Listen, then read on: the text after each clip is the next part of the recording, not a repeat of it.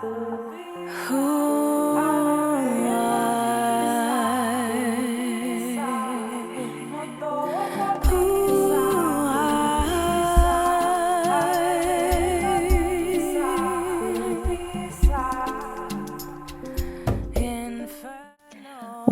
to another episode of I Am Nala podcast. Our guest today is a bridge between grassroots action and international advocacy.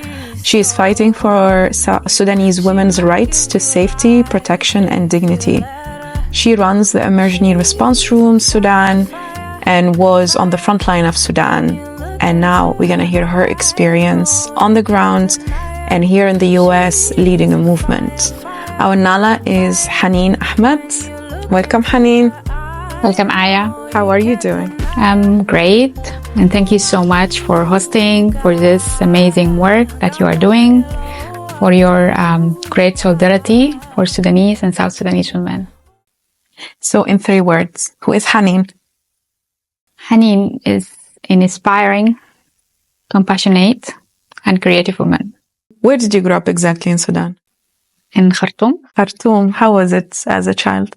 As a child, I grew up in a big family, extended family, with my from my mom's side. It was nice. I was the only one child, but I had a very strong, supportive family behind my back. In my family history, we have different strong women ruling such very high roles in different positions. So I got inspired by them. And also, I was someone not able to see something wrong and keep silence. So, and I take this and I keep it until now.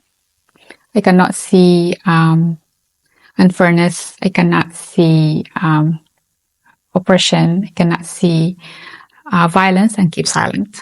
So this is how I am. So what does the word peace mean to you? But especially after, a lot of people have like this milestone in their lives, my life before, my life after. Maybe war is that point where I thought peace was this, but now peace is this.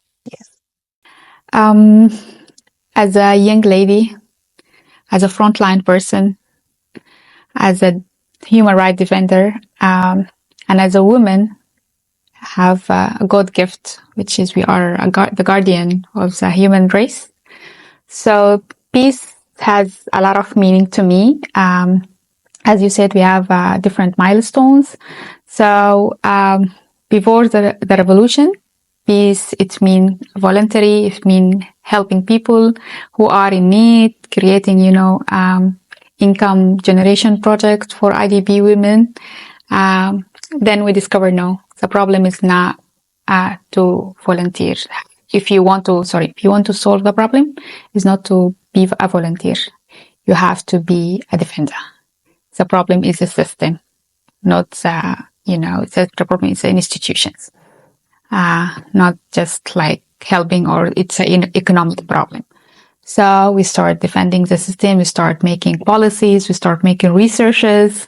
So I'm a volunteer, but I'm a researcher and I have a long history of researches and, peace papers. So, after that, I started to a grassroots. I was in a grassroots since the beginning, but I started to a deeper grassroots of awareness sessions, TOT of different sectors of activism. Starting from the youth agenda, for the African Union, the peace rights, the youth rights, the youth affair. So, and then we started doing research during the revolution. So we convinced people to go out and protest by the research. We have this amount of data. So this is a comparison between the health sector in Sudan and in Yemen. So this is your right. You have to be out and, you have to amplify your voice. So this is how things starts. And then, at that time, so the peace for me means democracy, means freedom, means the right of participation for women. And we did a long work or different, a long journey at that time in encouraging women participation, doing appeals for the transitional government. And then after war, peace is completely different to me because I was on the ground. I woke up early morning. I see my hometown is in complete war. As Deborah said, it's a trauma. It can never be forgotten. So I was like, okay, I have to save people. What should I do? I remember on the first day when I see guns, I was completely shocked. I was keeping my family inside. No one can go out. And then I was thinking about my aunt husband. He is a diabetic, and my aunt also, she's a diabetic person. And I was thinking about their medicines, what we should do. And I remember on that day also I was thinking about the students, because in Sudan we hosted the student houses inside the hoods. So I posted my number in the social media, which is something not common in Sudan. And I said that everyone is welcoming to our houses. I called my friend and we immediately made a network inside our hoods, and we put 3 focal points in different areas in Doldum Durman, and then we hosted the students. On the same day, we managed to evacuate them. All of them, we were women. And then on the second day, when I was like looking, okay, what's next? We have to create a room. This war is not going to stop soon. And then from there until now, I'm one who are trying to save life as much as I can. So this is the real meaning of peace for me right now, is saving people's life. And I also sometimes feeling down because I see my dream as a revolutionary, as a human rights activist, go away and destroy it. But I have nothing in my hand except I can advocate, I can work at the same time on changing international humanitarian landscape, and on the other time working with my grassroots, coordinating, solving the problem, evacuating people, and do a lot of inspiring things. Yes. So when did you leave Sudan, and why was that? I left Sudan 4 months after war, and I left it because I got threatened. So the main reason was the safety. I never afraid of being killed, but I afraid of being raped. Yeah. I was on the front line in the revolution. It was so dangerous for all of us. I see my closest friend dead in front of my eyes. And this is so heartbreaking moments. But at the end of the day, until the war broke out. Until the last protest, we were involved in that protest, from the organizing and protesting out, amplify our voices.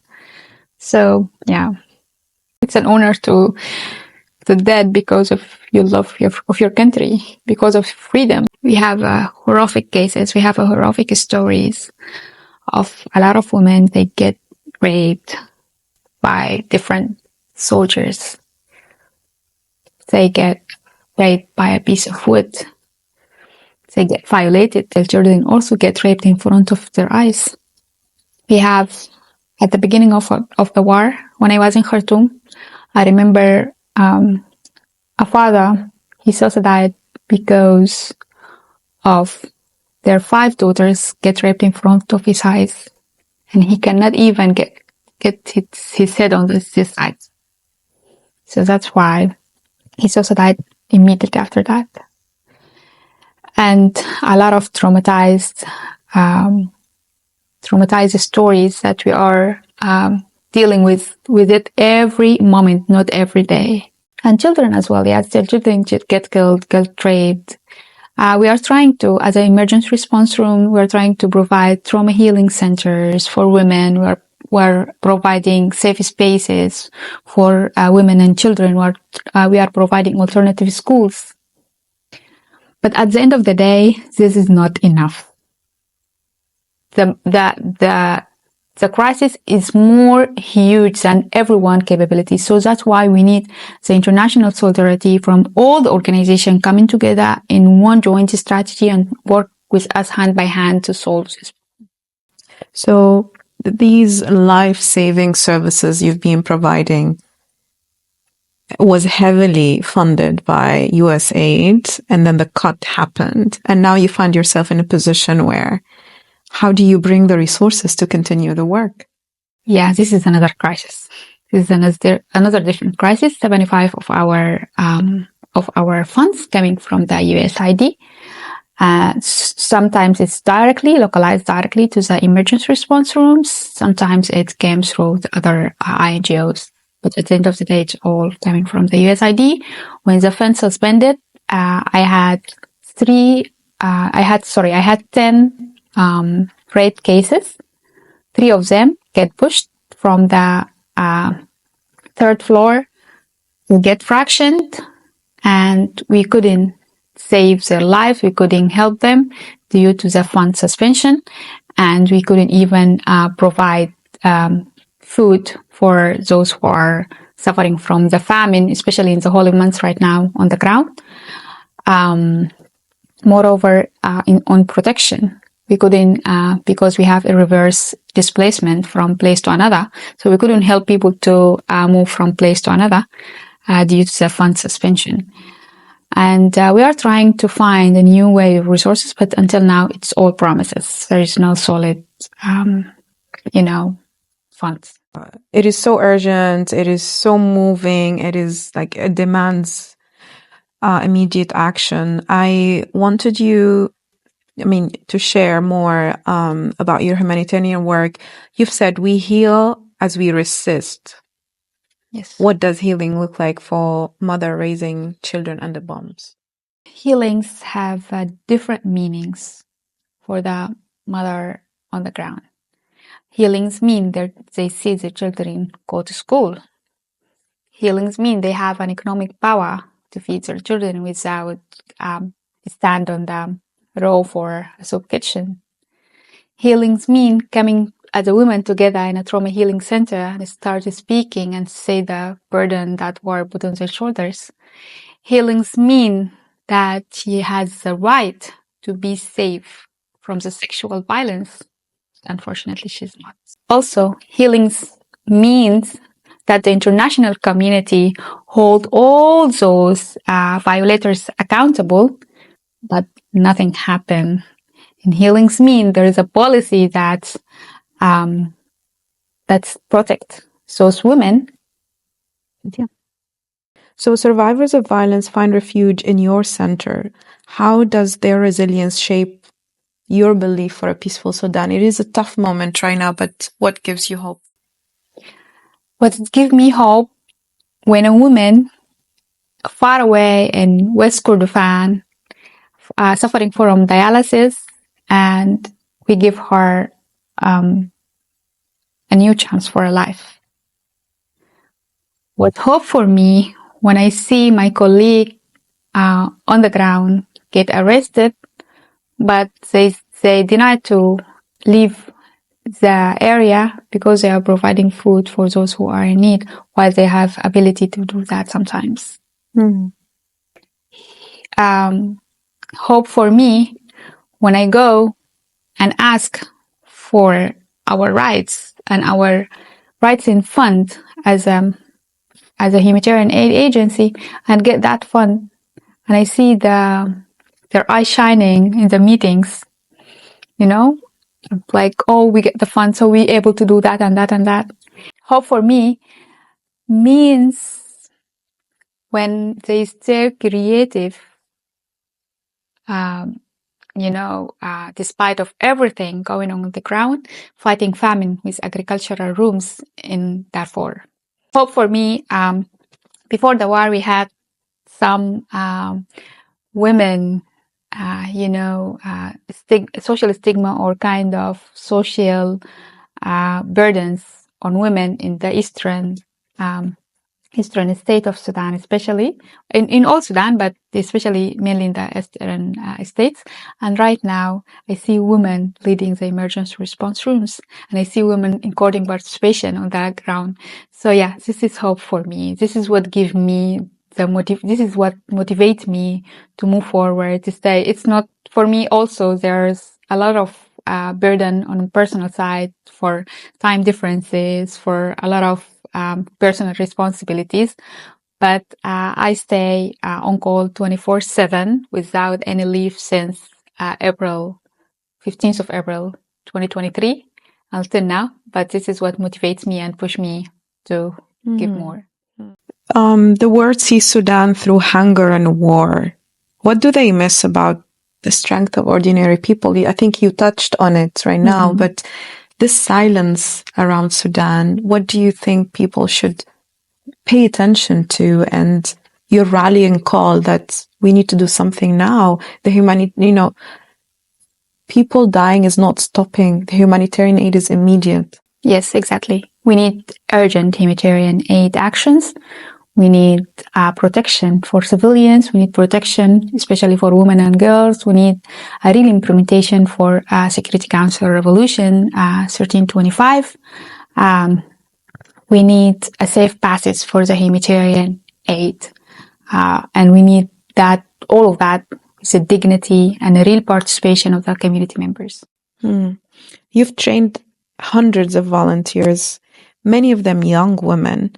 What skills are they gaining that will rebuild Sudan? But also, how did you do it? That was during the revolution. And also some of it was before. I trained women inside and outside Sudan. We did a training in DRC in Congo. The funniest part in the training was all of the trainee and attendee were speaking French except me, but we managed it. We managed it. Yeah, and then in Sudan, we did a lot of experience in team building, goal setting, coordination, awarenesses about the rights, also how we can build the country, how we can build the systems and institutions, and how we can have a real gender equality on the ground, and how we can dismantle the patriarchy of the society, all these trainings that we did. And I think this is what keeps them right now on the ground moving. In my base emergency response room, some of the soldier and those kind of exploratory people, they want to exploit from the shining of the emergency response room. They came, they put their banner, and they want to take a picture of our soup kitchen.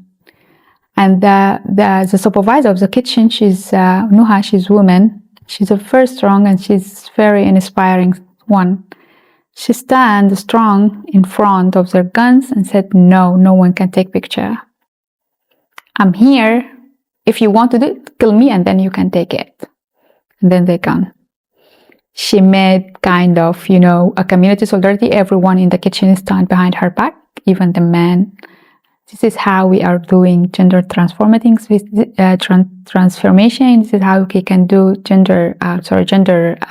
is how we can make it or doing gender mainstreaming in the society and encouraging women participation. So if you could scream one message to global leaders from the streets of Omdurman, what would it be? Watch Sudanese civilians. Protect Sudanese civilians. For me, the protection, yes, the fund it's important, but the protection is more important. I know Sudanese people are very inspiring. We are a very inspiring community. We have the ability to work and to create. But as Deborah said, without safety, you cannot do anything. You cannot farming. You cannot moving safely, providing services. And we are able to do that at the beginning of the emergency response room. We were funded it from our own pockets. So, yeah. So you joined Nala Femme Solidarity Night. at CSW with Sudan, and you were very moved, but also very resilient, because you were telling stories that are very moving and tragic. But you've stood your ground, and you wanted to get the message out, especially to a community, international community, that can have that resources to support Sudan, that can do something about it. Tell us more about the event. How was it? But also the impact that you feel, and the action that you inspired in the room for people to join the solidarity. Actually, when I see my country flag, I see Sada Fatma wearing the top, and she put the flag inside. I see Muna as a young lady, a diaspora lady. She say a very nice poem about Sudan. I see a lot of solidarity from different faces, and just compassion coming out after Mama Lamia speak, after we speak, after even when my colleague Unas start crying. My heart was actually bleeding from inside. But what I learned from my colleagues in emergency response room in different regions of Sudan, that we have to be strong no matter what and do our work. Yes, we are bleeding from inside, but at the end of the day, we have to be strong. We have to tell people what's going on the ground. We have to open their eyes on the real situation on the ground. That's why we have to keep, moving. As I said, it was very inspiring, was very emotional for me. And also, I think on the Nala Farm did a really good solidarity for Sudan last night. It's bring a young people from the universities and those who are the real, I know international community can speak, but the students and universities, those are the grassroots of the international community. So they can show the real solidarity, and they can also spread it or distribute it around other members of the societies. And we also met the ambassador of the African Union to the United Nations, Ambassador Fatima Mohammed, who told us it's very personal to her, emotionally invested in what's happening in Sudan. How do you think the role of the African Union and your call to her was more protection to civilians? Yes. Actually, it was a really great meeting with the ambassador of the African Union, Fatima Mohammed, Her Excellency Fatima Mohammed. I think also we should push the African Union to do something for Sudanese civilians. This is their job. This is not the emergency response room's jobs. This is the international community job. We shouldn't be there. We shouldn't sacrifice ourselves. As the youth, at this time, we should live our life. We should also, achieve our goals for the revolution. But the reality says something different. I really like her encouragement for she wants to support us in terms of advocacy, in terms of providing more solid solution on the ground. I am Nala because I love solidarity. I have been working with Aya a long time ago, and I know she's shining as an Pan-African young feminist. And we are in a solidarity to solve the problem, not only in Sudan, but in the region and the whole Africa. I'm encouraging people to join the solidarity campaign to amplify women voices, to provide protection and urgent humanitarian aid, open passes for all Sudanese civilians who are suffering right now on the ground.